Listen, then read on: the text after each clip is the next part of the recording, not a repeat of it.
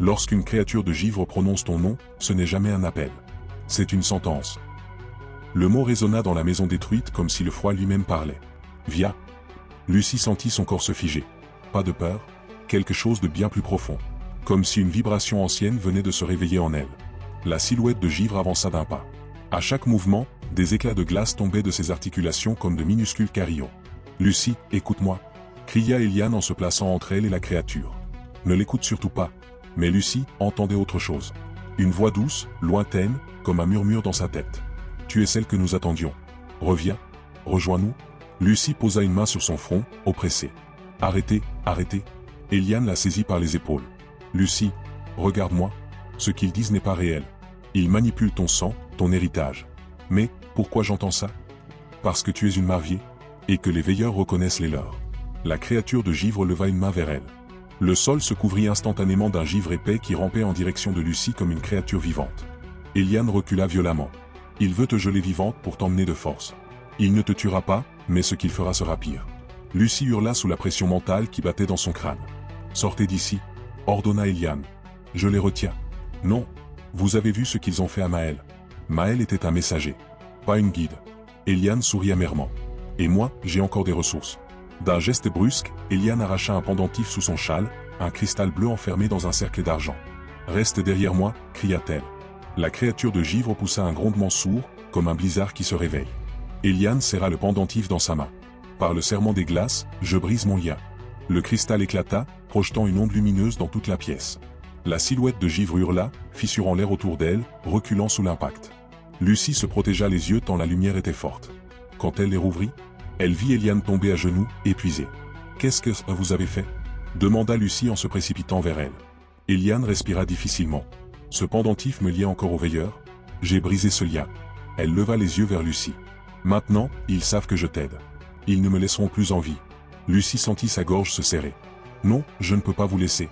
Tu n'as pas le choix. » Eliane lui prit la main. « Il y a une chose que tu dois comprendre, Lucie. » Sa voix se dégrada en murmure. « Les veilleurs ne sont pas le véritable danger. Ils obéissent à quelqu'un de pire. » Lucie déglutit. « Qui » Eliane se pencha pour lui souffler un dernier mot à l'oreille. « La couronne du givre. » Un craquement monstrueux secoua la maison. Lucie se tourna vers la porte. Plusieurs silhouettes apparaissaient dans la neige tourbillonnante dehors. Pas 3. Pas 5. Au moins 8. Des veilleurs. Des silhouettes fissurées, leurs yeux bleus brillants comme des étoiles mortes. Eliane força un sourire tremblant. « Va. Va avant qu'il ne brise la maison. » Lucie recula. Une larme brûla sa joue, malgré le froid. « Je suis désolé. Tu n'as rien à regretter. Tu es la fille d'Anaïs. Tu es l'héritière. » Elle inspira difficilement. « Et l'héritière doit choisir, les suivre ?»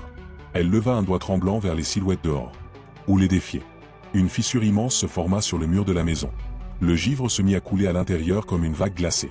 Eliane hurla. « Pars, Lucie. Pars maintenant. » Lucie serra la plaque de Maël dans sa main et s'élança vers l'arrière de la maison. Derrière elle, un bruit atroce retentit. La maison s'effondra dans un gémissement de glace. Le hurlement d'Eliane se perdit dans l'explosion blanche. Lucie se figea. Le froid la transperça. « Eliane » Une silhouette de givre émergea des décombres. Elle parlait d'une voix plus profonde, résonnante. « Héritière, tu ne peux plus fuir. » Lucie recula dans la neige. Une autre silhouette apparaissait. Puis une autre, et une autre encore. Toutes convergeaient vers elle. Puis, derrière elle, quelque chose de plus grand se matérialisa. Une forme massive, à peine humaine, couronnée d'un halo de glace fissurée. La voix qui s'éleva fit vibrer toute la rue enneigée. La couronne du givre t'attend, Lucie Marvier. L'apparition d'une entité colossale, la couronne du givre, venue réclamer Lucie. La nuit était tombée sur la ville, une nuit lourde, épaisse, presque poisseuse. Les lampadaires projetaient des halos dorés qui semblaient se dissoudre dans l'air, comme si la lumière elle-même hésitait à s'aventurer trop loin. Le vent s'était calmé, et ce silence soudain donnait l'impression que quelque chose attendait. Je n'arrivais pas à penser à autre chose qu'à la femme au manteau bordeaux. Ces mots tournaient dans ma tête sans relâche. « Tu es déjà en danger. » Comment pouvait-elle savoir ça? Qui était-elle vraiment? Pourtant, malgré la peur qui tirait sur mes nerfs, une autre émotion s'imposait peu à peu, une pointe de colère. Une colère froide, maîtrisée, née du fait que tout le monde autour de moi semblait connaître une vérité que l'on me refusait. Je pris une grande inspiration et me dirigeai vers le vieux bâtiment que la femme m'avait indiqué. Une ancienne imprimerie abandonnée depuis des années. Tout dans cet endroit respirait le mystère. Les murs couverts de graffitis, la porte en métal rongée par le temps, les vitres brisées qui donnaient l'impression d'yeux vides observant silencieusement. Je poussai la porte. Elle grinça comme un cri animal. À l'intérieur, une unique ampoule pendait, éclairant vaguement une pièce remplie d'ombre. Et là, je le vis. Lui, l'homme au regard sombre. Celui que j'avais aperçu plusieurs fois sans comprendre son rôle. Il était appuyé contre une table métallique, les bras croisés, comme s'il attendait ce moment depuis longtemps. « Tu as mis du temps », dit-il calmement. Sa voix vibrait, grave, presque hypnotique. « Qui es-tu » lui demandai-je, la gorge sèche. « Quelqu'un qui essaie encore de te sauver. » Encore cette phrase. Encore ce même air de vérité cachée. Je fis un pas vers lui. « Si je suis en danger, dis-le. Dis-moi ce que vous savez tous. Si je te le dis maintenant, tu courras. Et si tu cours, ils te trouveront plus vite. » Il s'avança à son tour, éclairé par la faible ampoule. Ses traits étaient durs, ses yeux brûlants de détermination. Ce qui t'arrive n'a rien d'un hasard. Et ce n'est que le début. Avant que je ne puisse répondre, un bruit sourd retentit à l'extérieur. Comme un objet lourd percutant le sol. Puis un second. Puis, un cri étouffé. L'homme se redressa immédiatement. Trop tard. Ils nous ont suivis. Il attrapa ma main sans hésiter. Si tu veux rester en vie cette nuit, ne pose plus de questions. Et dans le même instant, une silhouette passa devant la fenêtre brisée. Rapide. Inhumaine. Je sentis mon cœur exploser dans ma poitrine. L'enfer venait de commencer. Je n'eus même pas le temps de respirer.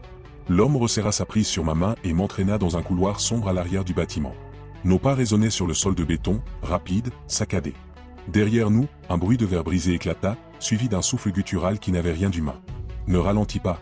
Sa voix était basse, mais chaque mot vibrait de tension. La lumière de l'unique ampoule disparut derrière nous, avalée par l'obscurité. Le couloir sentait la poussière et le métal rouillé. Je sentais mon cœur remonter jusque dans ma gorge, comme s'il devait s'échapper pour survivre avant moi. Un autre bruit. Plus proche. Une sorte de cliquetis, comme des ongles frappant le béton. Je jetai un regard derrière mon épaule. Une silhouette se dessinait, d'abord floue, puis de plus en plus nette.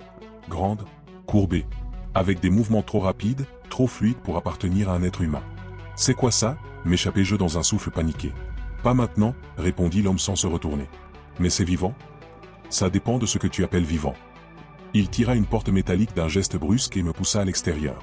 L'air froid de la nuit me fouetta le visage. Nous étions dans une allée déserte, éclairée à peine par un lampadaire tremblotant. Là, ordonna-t-il en désignant une échelle de secours rouillée accrochée à la façade d'un immeuble voisin. Je n'avais jamais escaladé quoi que ce soit de plus dangereux qu'un lit superposé, mais l'adrénaline me propulsa vers l'échelle. Mes mains tremblaient, mes pieds glissaient, mais je montais. L'homme grimpa derrière moi avec une rapidité presque animale. En dessous, une ombre venait de surgir dans l'allée. Elle leva la tête vers nous. Et sourit. Un sourire déformé, impossible, trop large. Je me figeai, terrorisé. Ne la regarde pas. Monte. Je repris l'ascension. L'échelle vibrait. Je ne savais pas si c'était le vent, ou si elle était en train de la secouer. Nous atteignîmes le toit. Essoufflé, les jambes tremblantes, je me retournai et demandai. Qui sont ces choses ? Des ombres envoyées pour toi. Il observa la rue en contrebas, son regard sombre sondant chaque mouvement. Pourquoi moi ? Qu'est-ce que j'ai fait ? Ce n'est pas ce que tu as fait, c'est ce que tu es. Mon sang se glaça. Je m'approchai, la voix brisée. Qu'est-ce que je suis ? Il se tourna vers moi, l'expression grave, presque triste. Comme s'il s'apprêtait à prononcer une vérité qu'il aurait voulu ne jamais avoir à dire. Tu n'aurais jamais dû naître. Et eux le savent. Le vent se leva, glacial, emportant ces mots dans la nuit. Et au loin, un autre cri se fit entendre. Un cri qui annonçait que le cauchemar ne faisait que commencer. Le vent fouettait le toit de l'immeuble, charriant des nuages d'aiguilles de glace. Je n'arrivais pas à détacher mes yeux de l'homme, celui qui m'avait entraîné ici, celui qui venait de lâcher la phrase la plus terrifiante de ma vie. « Explique-toi. Maintenant » dis-je d'une voix tremblante. Il détourna le regard, comme s'il hésitait encore à ouvrir une porte qu'il avait juré de garder fermée. Il y a 23 ans. Sa voix était rauque. La société a commis une faute. Une très grande faute. Je resserrai ma veste autour de moi. Le froid n'était plus seulement dans l'air, il s'était installé dans ma poitrine. Quelle société ? Les veilleurs. Ceux que j'ai trahis il y a 10 ans. Tu faisais partie d'eux, jusqu'à ce que je découvre ce qu'ils avaient fait avec toi. Je reculai d'un pas.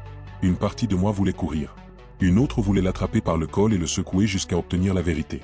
Qu'est-ce qu'ils ont fait ? Il inspira profondément, comme pour se préparer à un aveu qui le hantait depuis des années. Tu as été choisi avant ta naissance. Marqué. Marqué comment ? Par un rituel. Le rituel du solstice. Celui qu'ils effectuent tous les 20 ans pour maintenir l'équilibre entre notre monde et ce qu'il y a derrière.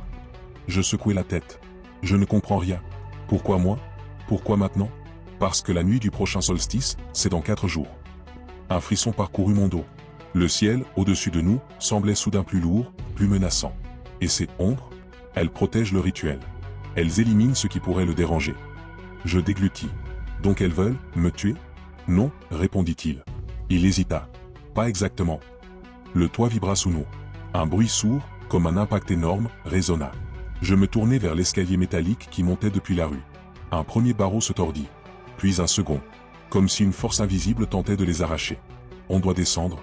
Maintenant, cria l'homme. Par l'intérieur? Tu es fou. C'est ça ou mourir ici. Il ouvrit une porte de service rouillée.